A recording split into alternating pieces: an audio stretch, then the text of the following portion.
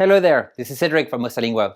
In today's video, I'm going to talk about 6 very common mistakes that people make when they learn a language. Chances are that you are making one of these 6 errors, so listen up and bear with me.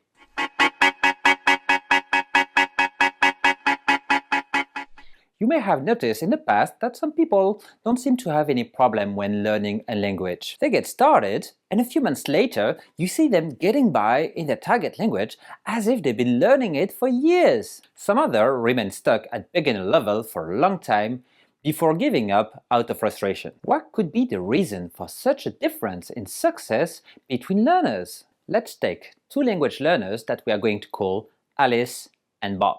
Alice is a good student that doesn't do the same mistake that poor Bob does while learning a language. Let's see what Bob's mistakes are and that Alice manages to avoid. Not listening enough. This is the most important skill to develop at the beginning. While Bob spends a lot of time reading Spanish books, text, and doing a lot of grammar exercise, Alice spends a lot of time with music, TV shows, podcasts, movies, which helps her improving her understanding and expression. As a result, Bob is totally lost when he's trying to have a conversation with a Spanish native. This is why it is crucial that you immerse yourself from the very beginning, not listing the reasons to learn the language. Motivation is a key factor when learning a language, and it's all down to the reason why one decides to learn a language. For example, Alice made it clear she wanted to learn Italian for a love of good food and this impression of a good life she could feel while watching old Italian movies or when she goes there on holidays. Meanwhile, Bob wants to give up when he's faced with difficulties in Spanish,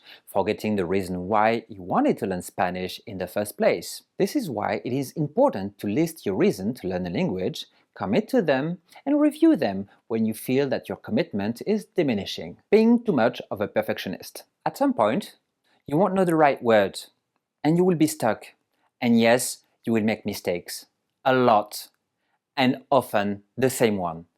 And again and again. If you manage to accept that with a smile, then you're good to go. Alice is aware of that and doesn't get too frustrated when she fails to make a perfect sentence when talking to an Italian person. While poor Bob claims all the time his Spanish is bad, and that becomes an excuse not to practice. Accepting your imperfection is the best way to see mistakes for what they truly are.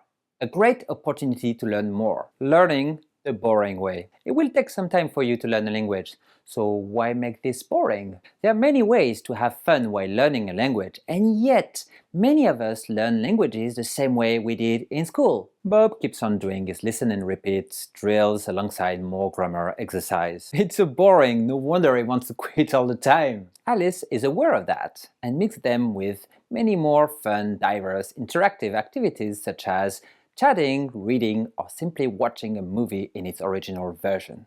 Work too hard? This last one might sound quite strange, but bear with me. Studying for a long session will not improve your memorization. You might overload your capacity to memorize information and bore yourself to death. It's smarter to work less, but regularly. Over time, you will remember much more this way without running the risk of losing your precious motivation. That's why Alice started doing short 10-minute study sessions every day and increased the length once she'd built a habit. Meanwhile, Bob gave up after a week, trying to cram in 2 hours of Spanish every day. Being scared to speak. It's also understandable for you to be scared when speaking in a language. This is a very natural emotion and you will never get rid of it. Instead of letting it prevent you from speaking, it's better to face it and realize that you cannot make progress by remaining muted. That's why Alice leaves her pride aside when she talks and forgets about sounding or looking silly when she speaks in Italian. How can Bob progress if he always shies away from any opportunity to speak Spanish? Did you recognize any mistakes that you're currently making? If so, don't be a Bob and check out our other videos in which we give our expert tips on how to learn a language the smart way. And if you enjoyed this video, give it a like, and more importantly, subscribe to our channel for more language learning tips with MosaLingua. Happy learning, and see you soon!